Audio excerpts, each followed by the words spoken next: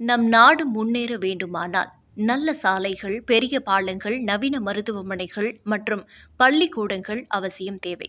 இவற்றை உருவாக்க மாநில அரசுகளுக்கு பெருமளவு பணம் தேவைப்படும். இதற்காக மத்திய அரசு ஒரு அற்புதமான திட்டத்தை செயல்படுத்தி வருகிறது.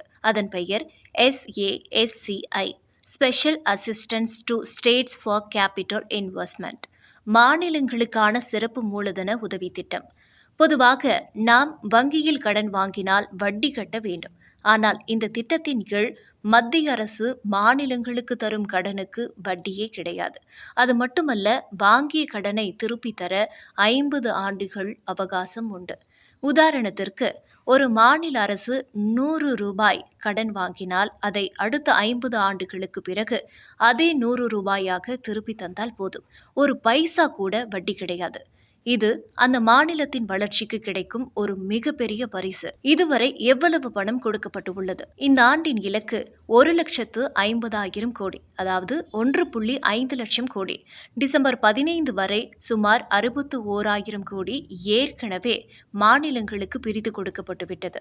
கடந்த ஆண்டு 2025 இதேபோல் 1,49,484 கோடி மாநிலங்களுக்கு கொடுக்கப்பட்டது. அரசு செய்யும் செலவுகளை இரண்டாக பிரிக்கலாம். ஃபர்ஸ்ட் ஒன், வருவாய் செலவு.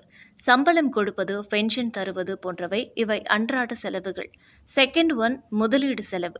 நீண்ட காலத்திற்கு பயன் தரும் பாலங்கள், தொழிற்சாலைகள், மின்சார நிலையங்கள் கட்டுவது. இந்த திட்டம் முதலீடு செலவுக்காக மட்டுமே வழங்கப்படுகிறது.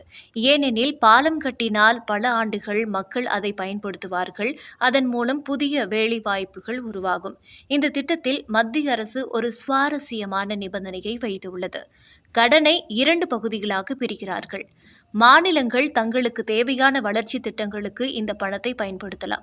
இந்த பணத்தை பெற வேண்டுமானால் மாநிலங்கள் சில முக்கியமான சீர்திருத்தங்களை செய்ய வேண்டும். அதில் சில முக்கிய நிபந்தனைகள்: நகர மேம்பாடு, கட்டிட விதிகளை நவீனப்படுத்துவது, டிஜிட்டல் இந்தியா, நிலப்பத்திரங்களை கணினிமயமாக்குவது, தொழிற்சாலைகள் அமைக்க நிலங்களை எளிதாக கிடைக்க செய்வது, நூலகங்கள், ஒவ்வொரு பஞ்சாயத்திலும் மாணவர்களுக்காக டிஜிட்டல் லைப்ரரிஸ், டிஜிட்டல் நூலகங்கள் அமைப்பது. இந்த ஆண்டு டிசம்பர் வரை அதிக நிதி பெற்ற முதல் 5 மாநிலங்கள். ஃபர்ஸ்ட் ஒன், உத்தரப்பிரதேசம், 8,465 கோடி. செகண்ட் ஒன், அசாம், 5,597 கோடி. தேர்ட் ஒன், மகாராஷ்டிரா, 4,584 கோடி. ஃபோர்த் ஒன், ராஜஸ்தான், 4,113 கோடி. ஃபிஃப்த் ஒன், பீகார், 3,985 கோடி. இந்த ஆண்டு GST உட்பட மாநிலங்களின் வருமானம் சற்று குறைவாக இருப்பதால் அவர்கள் தங்கள் சொந்த பணத்தை செலவு செய்வதில் வேகம் குறைந்துள்ளது.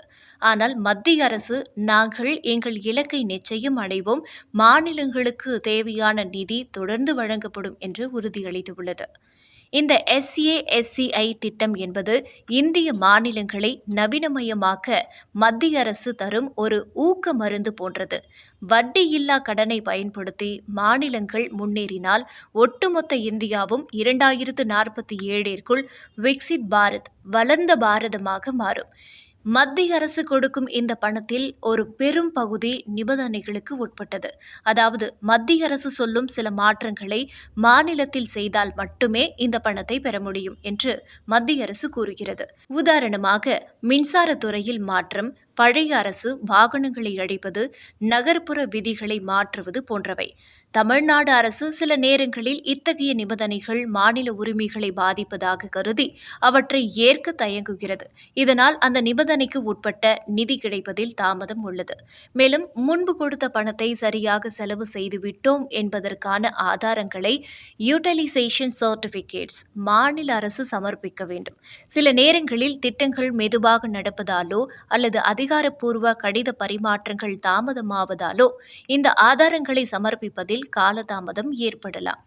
ஒவ்வொரு மாநிலமும் தனது மக்களுக்கான உரிமைகளையும் நலன்களையும் பாதுகாப்பதில் சில முடிவுகளை எடுக்கும். அந்த முடிவுகள் மத்திய அரசின் நிபந்தனைகளோடு ஒத்துப்போகும்போது பணம் விரைவாக வரும். இல்லையெனில் பேச்சுவார்த்தைகள் காரணமாக சற்று தாமதமாகும். அடுத்த சில மாதங்களில் தமிழ்நாடு தனது கணக்குகளை சமர்ப்பித்து நிபந்தனைகளை நிறைவேற்றினால் இந்த பட்டியலில் தமிழ்நாட்டின் பெயரையும் நாம் பார்க்கலாம்.